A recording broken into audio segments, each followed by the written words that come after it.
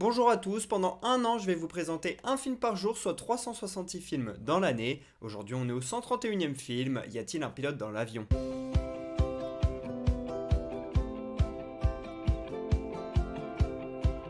Y a-t-il un pilote dans l'avion est un film sorti en 1980, réalisé par le collectif Zaz. C'est une parodie des films de catastrophes aériennes que l'on voyait beaucoup dans les années 70. À cette époque, c'était très à la mode de faire des films sur les catastrophes en avion, voilà, des chutes, etc. Avec par exemple le film Airport, sorti en 1970, dans lequel on retrouve Burt Lancaster, dont ce film est fortement inspiré, même s'ils ont d'autres sources d'inspiration. Et donc ici, on essaie de comprendre s'il y a un pilote qui sera capable de faire en sorte de redresser un avion qui part complètement à la dérive. Au casting de ce film, on n'a pas des acteurs très connus, avec par exemple Robert Hayes qui est surtout connu pour ce film. C'est le cas aussi de Julie Agerty qui a également fait Marriage Story plus récemment. Il y a également Lloyd Bridges que l'on retrouve, on l'a vu il y a quelques jours dans Le Train sifflera 3 fois. N'hésitez pas à regarder la vidéo si vous ne l'avez pas vue. Et personnellement, en tant que fan de basket, j'ai adoré voir Karim Abdul-Jabbar, l'une des plus grandes légendes de ce sport. La musique de ce film, elle est composée par Elmer Bernstein, l'un des compositeurs les plus connus du cinéma. Il a travaillé sur Les 7 mercenaires, sur SOS Fantôme, sur des films de John Wayne ou encore de Sinatra et Cécile B2000. Bref, il est super célèbre, son travail est fou. Et pour ce qui est du film Y a-t-il un pilote dans l'avion, c'est un magnifique succès. Plus de 150 millions de dollars récoltés au box-office, alors qu'il n'en avait coûté que 3 millions. Le retour sur investissement est plutôt pas mal. Derrière, il y a eu une suite au milieu des années 80. Y a-t-il enfin un pilote dans l'avion? Je ne l'ai pas encore vu, il faut que je la regarde. Et derrière, ça a inspiré aussi les Y a-t-il un flic? Donc là, c'est pareil, ce sont des parodies de films d'action, mais comme vous l'aurez compris, on suit un policier, et sur Terre, plus dans les airs.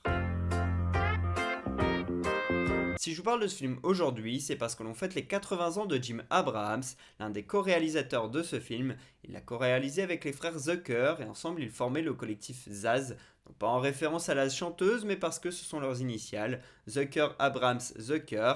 Ils ont démarré dans les années 70 avec un film à sketch qui s'appelle Hamburger Film Sandwich. Et ensuite, dans les années 80, ils se sont lancés avec Y a-t-il un pilote dans l'avion, qui est aujourd'hui un film culte. Ils ont fait donc tous les Y a-t-il un flic, qui est inspiré de leur propre série télé qui s'appelait Police Squad. Ils ont aussi fait un film qui s'appelle Top Secret, qui est une comédie qui met en avant Val Kilmer, une parodie des films d'action en pleine guerre froide. Donc voilà, ils se sont fait une spécialité de ce genre de film, des parodies de films d'action. Et vraiment, c'est une référence dans ce domaine, le collectif Zaz. Et j'ai été assez surpris de me rendre compte que l'un des frères Zucker, Jerry, eh bien, il avait réalisé plus tard le film Ghost avec Patrick Swayze et Demi Moore, qui est bien loin de ce qu'ils ont l'habitude de faire, qui est beaucoup plus sérieux, qui m'a même fait pleurer. Donc on est sur quelque chose de bien différent, mais voilà, je vous conseille de regarder un petit peu ce qu'ils ont fait, beaucoup de très bonnes comédies. Ce film, je l'ai vu il y a 3 4 ans environ, quand j'étais tout seul. Je crois que c'était dans mon appart, mais je suis pas sûr exactement d'où est-ce que j'étais quand je l'ai vu. Je me rappelle que c'était un film dont j'avais entendu parler depuis quelques années, et en fait, je sais pas pourquoi, l'affiche ne me tentait pas forcément, et puis il y avait également ce truc de se dire que c'était une parodie des années 80, que ça datait un peu. Puis bref, j'ai toujours repoussé un peu ce film, et je me suis dit, bon, il faut que je le voie, ça a l'air d'être une comédie assez culte, et j'aime beaucoup les comédies, tout ça, surtout américaines, je trouve ça assez cool. Donc je me suis dit, bon allez, il faut vraiment que tu te le mettes un jour. Et donc quand je l'ai regardé, j'ai trouvé ça plutôt sympa. Il y a quelques gags qui ont un petit peu vieilli quand même, mais globalement il y a de très très bonnes vannes aussi qui fonctionnent toujours. Et comme je l'ai dit, je suis fan de basket, donc voir Karim Abdul-Jabbar, un des plus grands joueurs de l'histoire, jouer dans ce film, et il n'en a pas fait beaucoup des films, je trouvais ça très drôle, surtout que je ne le savais pas avant qu'il avait joué dedans, en m'intéressant au film, etc. J'avais pas regardé le casting, et donc quand je le vois apparaître à l'écran, après peut-être une demi-heure de film, je ne sais plus trop, j'ai été complètement surpris, donc autant vous dire que ça a été une bonne nouvelle et que j'ai bien kiffé ce moment.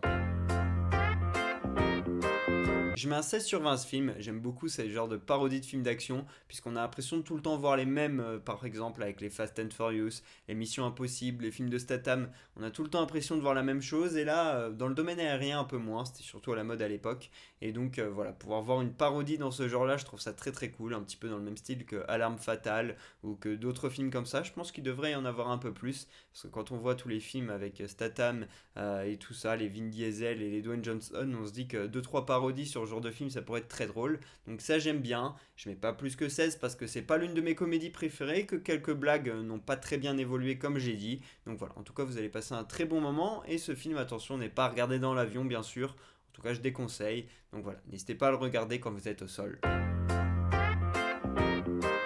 première anecdote, la plupart des acteurs que l'on voit dans ce film comme Bridges, Grace ou Stack étaient des acteurs qui n'étaient pas habitués aux comédies et c'était un choix des producteurs qui voulaient prendre des gens qui faisaient des films plutôt sérieux et pas des comédies pour justement ajouter à la satire de ce film et donc avoir des personnages qui ont l'air sérieux. Deuxième anecdote, une compagnie aérienne Aeromexico a acheté les droits du film pour les diffuser lors des vols. Je suis pas sûr que les passagers aimaient très bien la blague. Troisième anecdote, le basketteur Karim Abdul-Jabbar qui joue dans ce film a raconté que lors d'un voyage en Europe, eh bien, il y a l'un des pilotes qui lui avait demandé au décollage de venir dans le cockpit pour s'asseoir à côté de lui et pour dire qu'il avait volé quelques instants avec Karim Abdul-Jabbar. Donc voilà, l'anecdote est cool mais je suis pas sûr que ce soit très légal.